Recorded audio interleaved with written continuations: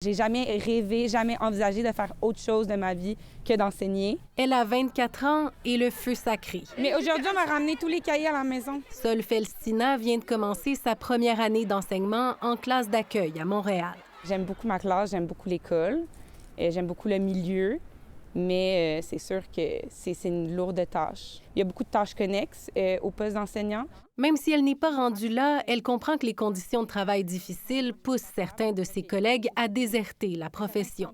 Ils seraient entre 25 et 30 % à quitter leur poste après la première année d'enseignement et jusqu'à 50 % après 5 ans.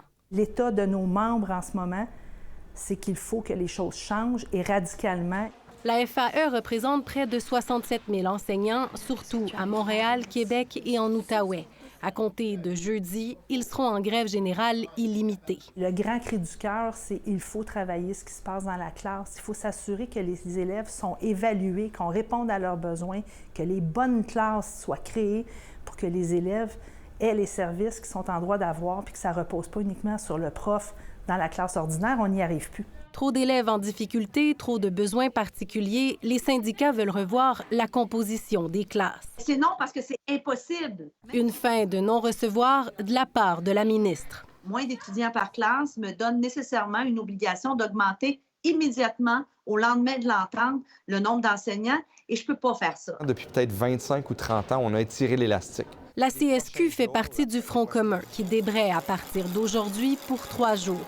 Le syndicat représente 90 000 enseignants et 120 000 professionnels de soutien dans les écoles. Pour Éric Gingras, il faut donner plus de lustre à la profession d'enseignant. Si on améliore la valorisation des réseaux, bien, ça fait que les gens vont avoir le goût d'aller y travailler. Et c'est ça l'enjeu. Outre les conditions de travail, il y a aussi, encore et toujours, la question des salaires.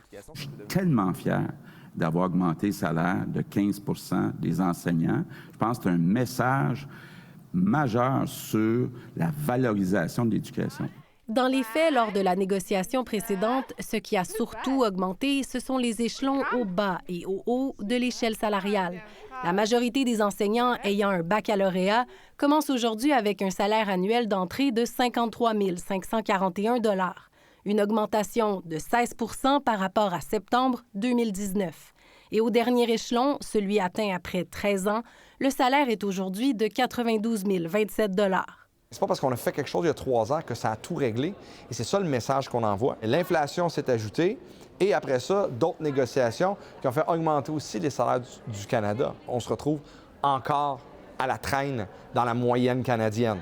Primes, aide à la classe, bourse pour les étudiants au baccalauréat en éducation.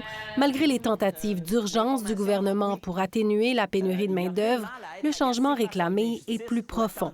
J'ai l'impression qu'avec les conditions qu'on a, le salaire et tout ce laisser-faire un peu du gouvernement par rapport aux enseignants, ça contribue au message que l'enseignement, l'éducation, c'est pas si important. Fraîchement diplômée, Sol n'a pas l'impression que cette profession, dont elle a tant rêvé, est valorisée. Ici Jacques Audrey Charbonneau, Radio-Canada, Montréal.